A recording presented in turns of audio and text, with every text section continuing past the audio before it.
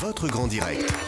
C'est pas très net. Jean-Marc Morandini. Mais auparavant, Guy Berenbaum nous rejoint pour nous parler d'Internet, comme tous les jours, et en direct, comme tous les jours également. Et Guy, vous avez trouvé un moyen pour se débarrasser de son ex sur Internet. Ouais, qui n'a pas de problème avec un ou une ex-petite amie? On lève la main dans le studio?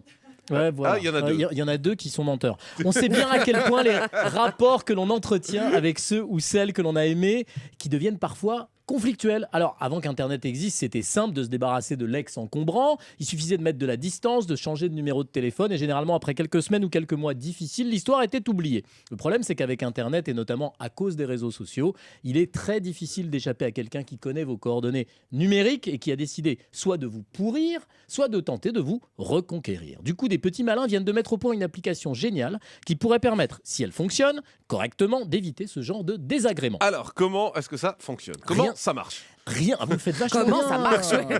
Oh là là, une reconversion. Rien que le nom Jean-Marc est génial, c'est en anglais mais tout le monde va comprendre. Block your ex. Et j'adore le slogan ex-blocker, hide your exes on the internet, blocker d'ex, cachez vos ex sur l'internet. Donc c'est tout simple, vous vous rendez à l'adresse blockyourex.com et là on vous demande d'abord de manière anonyme, c'est important, quel navigateur internet vous utilisez pour vous connecter. Est-ce que vous surfez sur Firefox, sur Chrome, sur Safari, sur Explorer ou sur un autre navigateur? Vous indiquez ça. Une fois que c'est fait, le bloqueur d'ex vous pose des questions toutes simples. Le nom de votre ex, son prénom, le libellé de son compte Twitter s'il en a un, l'adresse de sa page sur Facebook, l'adresse de son blog. Vous entrez tout ça et normalement à partir de là, d'après les concepteurs de la petite application, vous devriez être débarrassé. On peut en rentrer plusieurs noms? On va en parler. Jean-Marc, vous allez trop vite.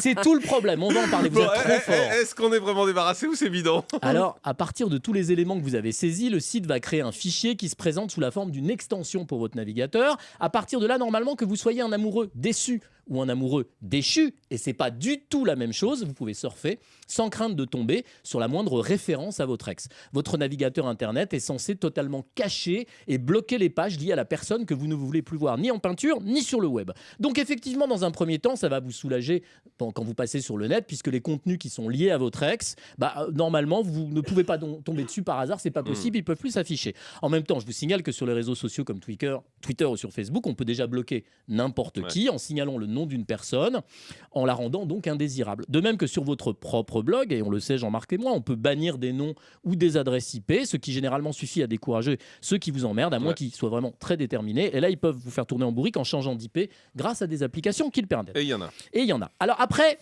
je pense quand même que Block Your Ex, c'est plus un gag rigolo qu'un véritable filtre, parce que sur le net, n'importe qui peut vous aborder sous un pseudo sans que vous sachiez qui s'adresse à vous. Vous pouvez avoir un ex ou une ex futée qui peut se glisser sous un faux nom anodin, un faux Twitter, un faux Facebook, un faux blog, et vous rendre la vie impossible. Sans compter, je vous rappelle qu'il peut aussi vous envoyer des mails. Bien sûr, vous pouvez placer ces mails dans la boîte à spam, réservée aux mails indésirables, mais là aussi, c'est facile de s'inventer un nouveau mail, on peut le faire sans arrêt, tous les jours, pour quelqu'un qui est un peu décidé à vous emmerder. Bref, je ne vais pas vous faire déprimer, mais j'ai peur que Block Your Ex ne vous déçoive un peu. On ne se débarrasse pas comme ça d'un ou d'une ex sur Internet. En plus, il y a le dernier détail qu'évoquait tout à l'heure Jean-Marc, parce qu'il va toujours très vite, Jean-Marc.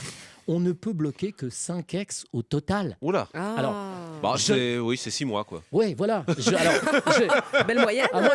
Voilà, à l'âge que j'ai, moi j'ai fait le compte, il me faudrait à peu près 20 fois ça. Allez, à demain, ça sera la dernière, et donc ça sera pire. Merci beaucoup, Guy Berenbaum. Allez.